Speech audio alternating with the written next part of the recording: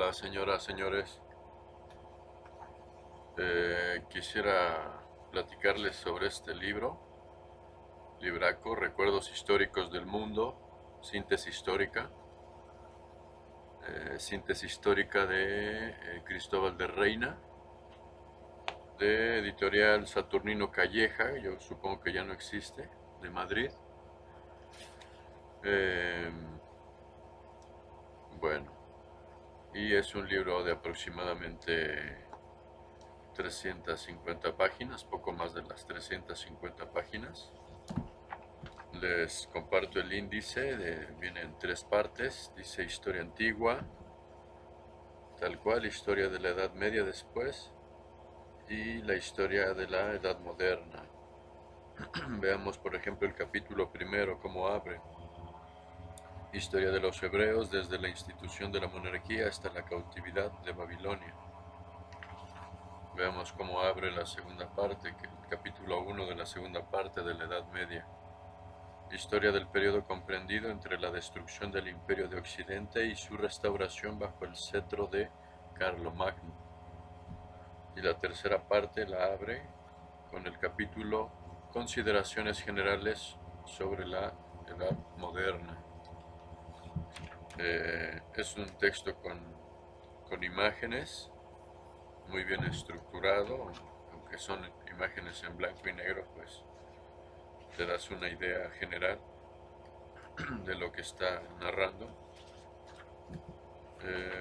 Veamos cómo abre preliminar, dice, tiempo que abarca la historia universal. Debiera consistir la historia del mundo en la relación de todos los sucesos culminantes y de interés general en él ocurridos desde los tiempos más remotos hasta los presentes, pero la escasez de los documentos, los defectos de la cronología y el embrollo de las noticias envueltas en fábulas por la naturaleza poco histórica de las fuentes de información son circunstancias que reducen el campo de la historia a un periodo de unos 27 siglos para algunos, y mucho menor para la generalidad de los pueblos. Luego dice invención y propagación de la escritura. La causa principal de la época antigüedad, de la poca antigüedad de la historia consiste en lo reciente de la vulgarización de la escritura, pues no habiendo sin ella otra manera de conservar noticia de los sucesos que encomendándolos a la memoria, la historia, con mayúscula, tenía que ser imperfectísima.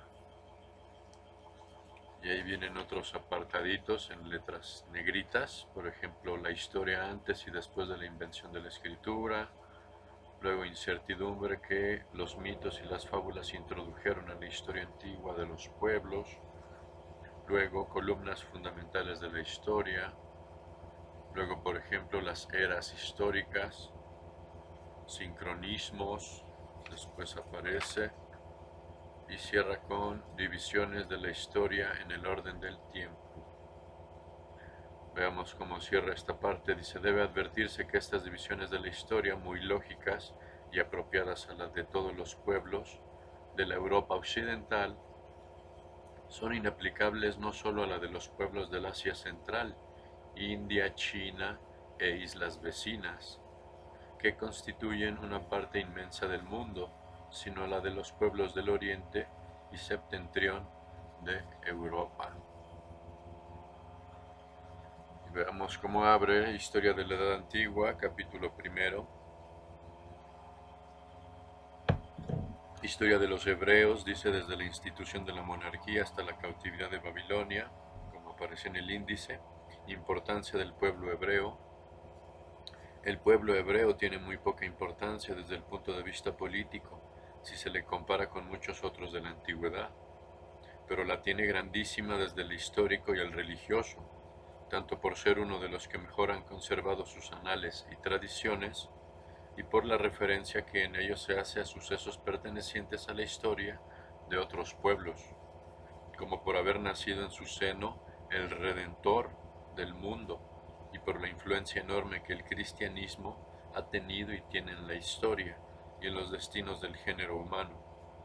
Ninguna historia universal puede prescindir, pues, de la del pueblo hebreo, ni dejar de darle el primer lugar en sus páginas. Bueno, ahí está. Sobre los hebreos vamos por ejemplo al capítulo 2, historia de Asiria y Caldea desde sus principios hasta la destrucción del reino de Babilonia por los persas. Dice situación geográfica de Asiria, Caldea y Mesopotamia. Aunque suelen confundirse bajo el nombre de Asiria, las comarcas de Nínive y Babilonia, el de Asiria o tierra de Asur, correspondía solamente a la región bañada por el río Tigris, cuya ciudad principal era Nínive, y el de Babilonia, llamada más propiamente tierra de Acab, a la bañada por el Éufrates, río gemelo del Tigris, y que se junta con él para desaguar en el Golfo Pérsico. Caldea, nombre que se ha solido dar también vagamente a la comarca de Babilonia, era el de la parte meridional de ella, y Mesopotamia, vocablo griego que significa entre ríos, es el que se aplicó siempre y el que da hoy todavía, el que se da hoy todavía, a la región comprendida entre dichos Tigris y Éufrates, toda cruzada por canales de riego desde época prodigiosamente remota y una de las más fértiles y bien cultivadas y opulentas del mundo en la antigüedad. Y bueno, lo que también se disfruta, por supuesto, les decía, son las imágenes, no creo que se alcancen a ver allí. Ahí se distingue el toro alado. Y de este lado creo que es un perfil de un notable, bajo relieve asirio, dice. Este también es un bajo relieve. Bueno, seguimos. Vean el capítulo 3, historia de los medos y persas desde sus orígenes hasta la muerte de Ciro. Distan mucho, bueno, dice antes, primitivo origen de los medos y los persas. Distan mucho de remontarse las noticias que tenemos sobre los medos y los persas a los tiempos a que llegan las de los asirios y babilonios.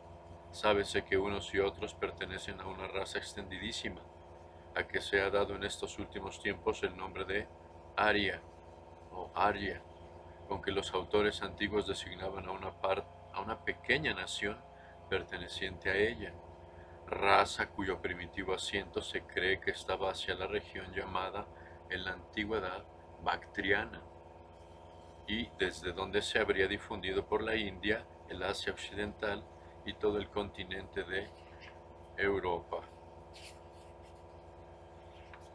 Bueno, vamos a otro capítulo 4, son capítulos no muy extendidos. Dice historia de Egipto desde sus orígenes hasta la extinción definitiva de sus dinastías indígenas, poco después de la conquista del país por los persas. Dice el territorio de Egipto. Egipto es la parte del valle del Nilo comprendida entre las bocas por donde desagua este río en el mar Mediterráneo y la Etiopía, región cuyos límites septentrionales, que son los confinantes con Egipto, variaron muchas veces en el curso de los siglos. Esa parte del valle del Nilo se halla encerrada entre dos desiertos, el uno por oriente y el otro por occidente. Tiene una anchura que varía entre 4 y 8 leguas y se extiende de septentrión a mediodía unas 250 desde el delta, así llamado por la figura semejante a la letra griega del mismo nombre, que forman los brazos en que el río se divide para derramarse en el mar, hasta los límites meridionales del Egipto, en que, como va dicho, acaba ese país y comienza el de Etiopía. Ahí vemos a los llaman los tipos egipcios, no se alcanzan a ver, muy, muy tenue, pero están los diversos caracteres egipcios. Y bueno, lean historia, es fascinante la historia, y este en especial es muy, muy bueno, de Cristóbal de Reina. recuerdos históricos. Gracias.